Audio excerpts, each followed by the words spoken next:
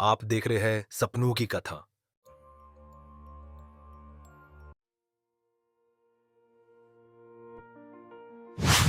एक शाम प्राची टीवी पर सीरियल देख रही होती है। तभी उसकी सास वहां आती है। अरे सीरियल में तो ऐसे मग्न है जैसे आज रात का खाना पड़ोसी आकर बनाएंगे। मुझे पता ही नहीं था आपने अपने बेटे की शादी पड़ोस में भी की हुई है। हैं? मतलब? मतलब इस घर में सारा काम बहू ही करती है, आप तो सिर्फ खर्राटे मारती हैं। अच्छा जी, फिलहाल तो तुम आराम फरमा रही हो। चलो जाओ, ये मेरे टीवी देखने का समय है। आहा, इसीलिए मुझे भगाया जा रहा है। सॉरी, अब तो बिल्कुल नहीं जाऊंगी। प्राची की इस बात पर दोनों सास बहू के बीच टीवी रिमोट के पीछे बच्चों जैसे छीना झपटी शुरू हो जाती है, जिसके बीच श्लोक भी काम से घर वापस आ जाता है। आज मेरी चूहे बिल्ली की जोड़ी किस बात पर झगड़ रही है? अरे तेरे बीवी मुझे टीवी नहीं देखने दे रही। अरे तुम्हारी मम्मी मुझे खाना बनाने के लिए फोर्स कर रही है। अरे वाह, ऐसे बेतुके रीजन पर तो बच्चे भी झगड़ा नहीं करते। अरे मुझे कुछ मत बोल, सब इसने ही शुरू किया है। हाँ हाँ, जैसे आप तो बहुत दूध की धूली है ना।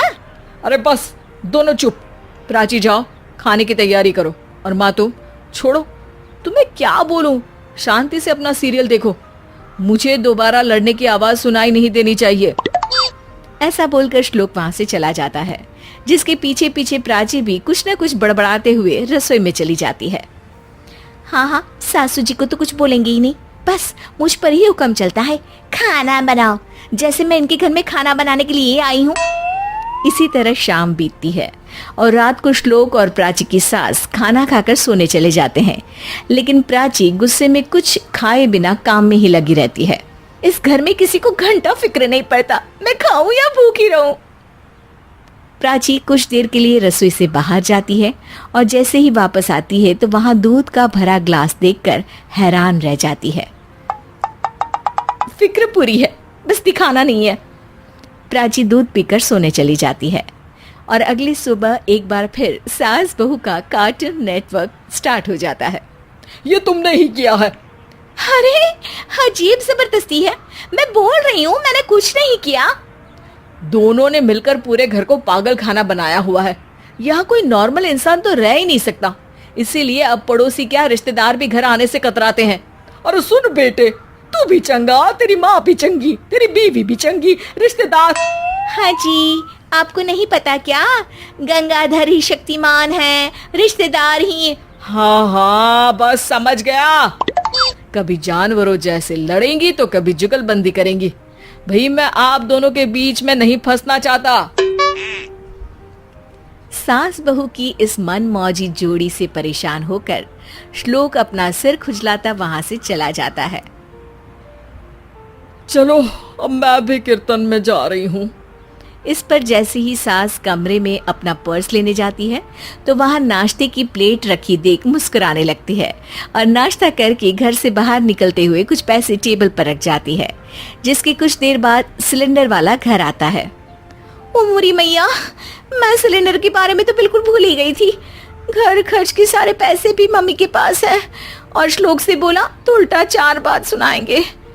प्राची ये सोच ही रही होती है कि अचानक उसका चेहरा चमक उठता है और वो घर में आकर इधर उधर देखने लगती है। तभी उसकी नजर टेबल पर रखे पैसों पर पड़ती है, जिन्हें वो सिलेंडर वाले को दे देती है। ये सब श्लोक देख लेता है। अच्छा बेटे, इतना बड़ा घोटाला, सबके सामने मैं तेरी दुश्मन और पीठ पीछे तेरी मेरी यारी। इस पर श्लोक एक प्लान बनाता है और शाम को सब एक साथ बैठे होने पर बोलने लगता है। माँ, तुम दोनों की बहुत लड़ाई होती है, इसलिए मैं सोच रहा हूँ कि प्राची को उसके घर छोड़ाऊं। इससे वो भी खुश रहेगी और तुम भी। अचानक श्लोक की ये बात सुनकर सास बहू शौक से उसकी तरफ देखती हैं। अरे ऐसे कैसे घर छोड़ाओगे, मुझे कहीं नहीं जाना। अरे तुमने बोला नहीं पर मैंने सुन लिया, तुम्हें मम्मी के साथ रहना अच्छा नहीं लगता, मुझे पता है।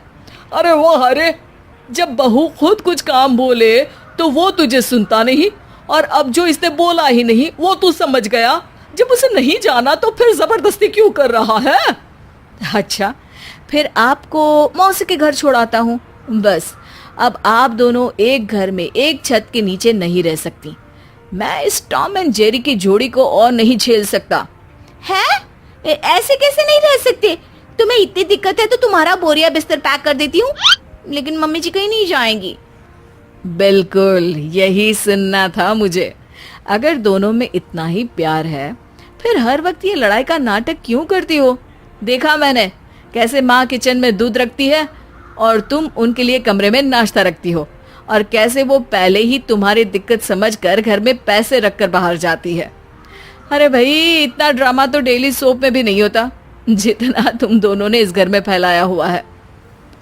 तू हमें टॉम एंड जेरी बोलता है ना, तो याद कर वो दोनों भी एक दूसरे को बाहर वालों की बुरी नजर से बचाने के लिए हमेशा सबके सामने लड़ते थे, लेकिन अकेले में दिक्कत के समय मदद भी तो करते थे।